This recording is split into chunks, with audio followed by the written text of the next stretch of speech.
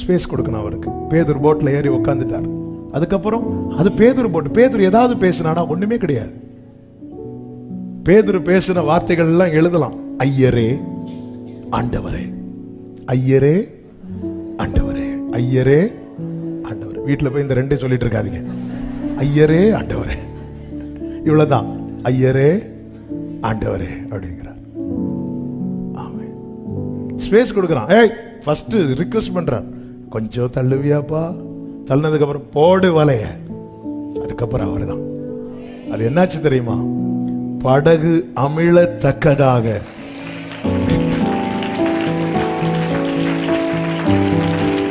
இயேசுவின் நாமத்திலே சொல்லுகிறேன், இதுதான். இயேசுவுக்கு இடம் கொடுங்க, இயேசுவுக்கு எல்லா உரிமையை கொடுங்க. ஆண்டவர் கேட்கிற, உங்க பிள்ளைங்க வாழ்க்கையில எது நிறைவேறணும்? ஆண்டவர், என் புருஷன் அது நடக்கணும், அது நடக்கவே கூடாது, நான் இது நடக்கணும்னு நினைக்கிறேன். நீங்க என்னப்பா வச்சிருக்கீங்க? நீங்க கொடுத்ததுனால தானப்பா எனக்கு கிடைச்சது. நீங்க கொடுத்ததுனால தானே கிடைச்சது. அப்போ ஆண்டவர் ஏற்கனவே அந்த குழந்தையை கொடுத்து பிளான் வச்சிருப்பார். ஸ்பேஸ் கொடுங்க, அவர்கிட்ட ரைட்ஸ் கொடுங்க, பலிபீடத்தில் வச்சிருங்க. நீங்களே கத்தி எடுத்தாலும் பரலோகம் தடுக்கும். அல்லேலூயா. கர்த்தர் உங்களை ஆசீர்வதிப்பாராக. காத்திருக்கிற காலம் கொஞ்சம் போச்சுன்னா மோசே ஆனாலும் டவுட் வரும். ஆமென். அதுக்கு யாரும் விதிவிலக்கு கிடையாது. பாருங்க, யாருக்குமே இயேசுவை தெரியாத போது ஒருத்தர் ஃபர்ஸ்டா அடையாளம் காட்டுற அவன் தான் யோவான் ஸ்நானன். இதோ உலகத்தின் பாவத்தை சுமந்து தீர்க்கிற தேவ ஆட்டுக்குட்டி அப்படிங்கிறான். அவர் என்ன சொல்லுவார்னா, நான் ஜலத்தினால் உங்களுக்கு ஞானஸ்நானம் கொடுக்கிறேன், அவர் பரிசுத்த ஆவியினாலும். அப்போ யோவான் என்ன நினைச்சிட்டு இருந்தார்னா, என் ரோல் எப்போ முடியும் தெரியுமா? அவர் வந்ததோட முடிஞ்சிடும். ஆனா இன்னும் பார்த்தா அவரும் என்னதான் பண்றாரு? இப்போ ஜலத்தினால ஞானஸ்நானம் கொடுத்துட்டு தான் இருக்கிறார். இப்போ சீஷர்களை நாளைக்கு யோவானுக்கு கழுத்தை வெட்ட போறாங்க. இப்போ யோவான் ஸ்நானன் சீஷர்களை இயேசுவின் இடத்துல அனுப்பி கேட்கிறார், வருகிறவர் நீர்தானா இல்ல வேறொருவர் வர? கொஞ்சம் கூட சந்தேகப்படாம அத்தனை பேருக்கு முன்னாடி விசுவாசத்தை அறிக்கை செய்தவனுக்கு இப்போ ஒரு சின்ன தடுமாற்றம். எதுக்கு இதை சொல்றது தெரியுமா? இதுக்கு யாருமே விதிவிலக்கு கிடையாது. மோசேயை கர்த்தர் வாக்குத்தத்தத்தை கொடுத்து அனுப்பி ஜனங்களை அழைத்து கொண்டு வந்து விட்டு இன்னும் 40 நாள், இன்னும் கொஞ்சம் கையிட்டு 40 நாள்ல போயிட்டு வந்துடலாம். ஏன்னா அவங்க 40 நாள்ல சுத்திட்டு, அப்ப இத்தனை நாட்கள் புறப்பட்டு வந்துட்டு இப்போ கேட்கிறாங்க, அது நல்லதா கெட்டதா, அங்க போய் தங்கலாமா தங்கக்கூடாதா, நீங்க போய் பார்த்துட்டு வாங்க. எல்லாருமே ஒரு எதிர்பார்ப்போடு ஒரு நம்பிக்கையோடு இருக்கையில் தான் இவர்கள் அனுப்பப்படுகிறார்கள். இவர்கள் போய் அனுப்பப்படும் போது அங்கே எல்லாரையும் பார்க்கறாங்க. யார் யார் இருக்கிறாங்க எல்லாத்தையும் பார்த்தாங்க. அங்கதான் ஏனாக்கின் குமாரரும் இருந்தார்கள் என்று வேதத்திலே சொல்லப்பட்டிருக்கிறது.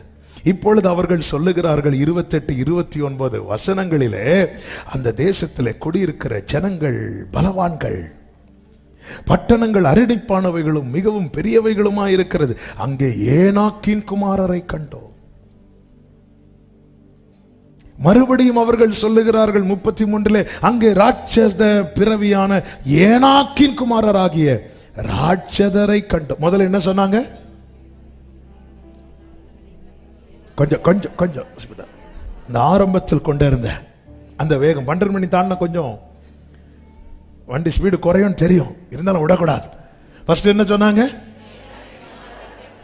இப்ப என்ன சொல்றாங்க? அதாவது நம்ம பிரச்சனைய சிலருக்கு சிம்பிளா சொன்னா புரியாதுன்னு நம்ம என்ன செய்வோம் தெரியுமா? அத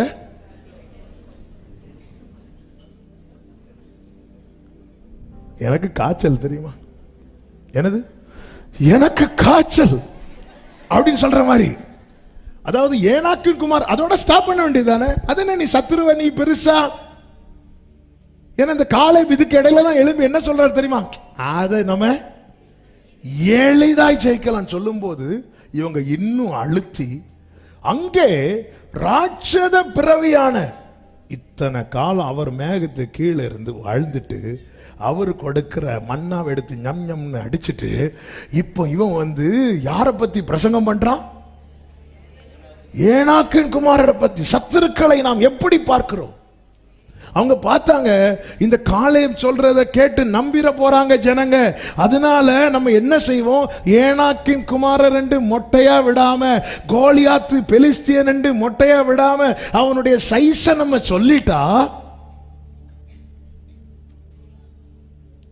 அங்கே ராட்சத பிறவியான ஏனாக்கின் குமாரராகிய ராட்சதரையும் கண்டோ.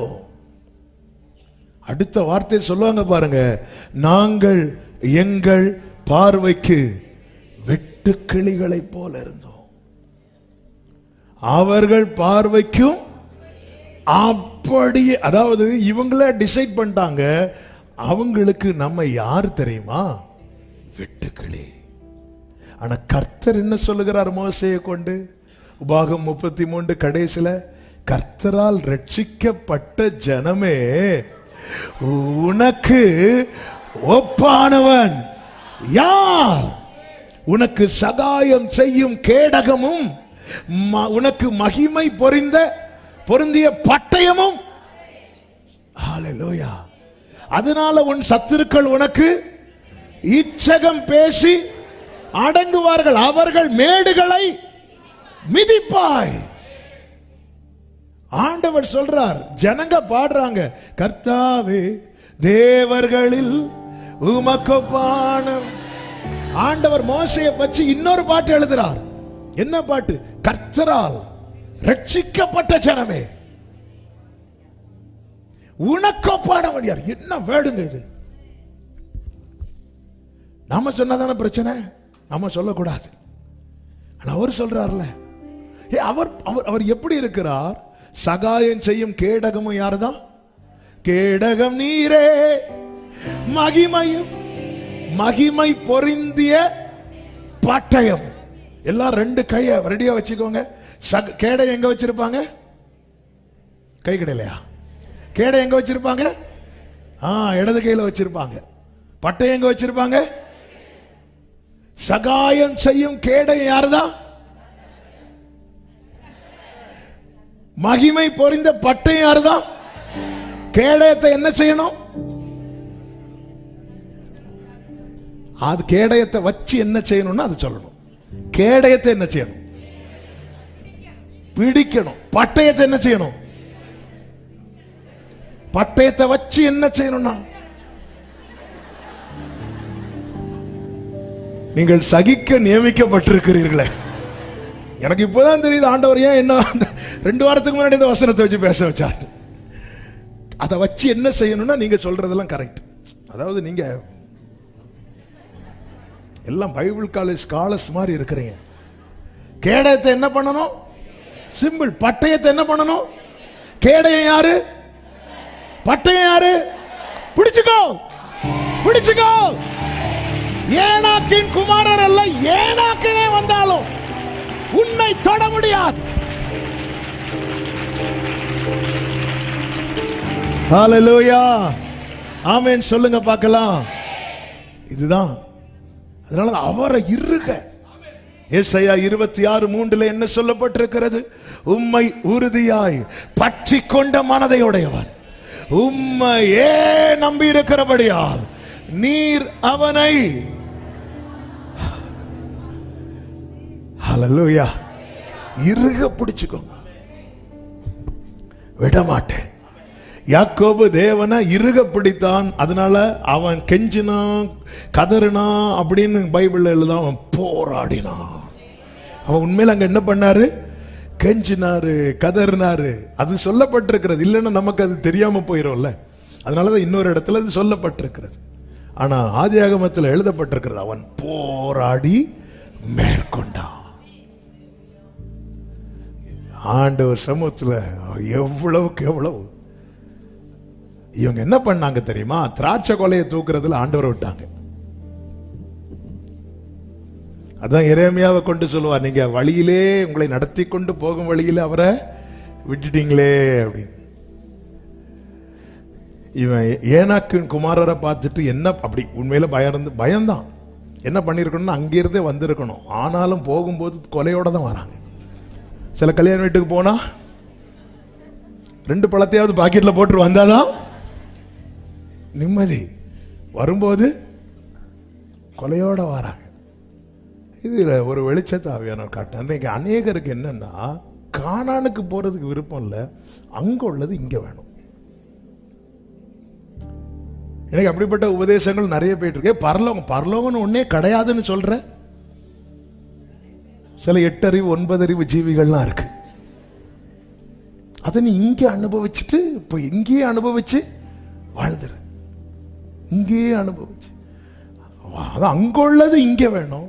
ஆனா இங்க இருந்து அங்க போறது, இதனால அவங்க என்ன பண்ணிட்டாங்க அப்படின்னா, எகிப்துக்கு போகும்படியான ஒரு திட்டத்தை வைக்கிறாங்க.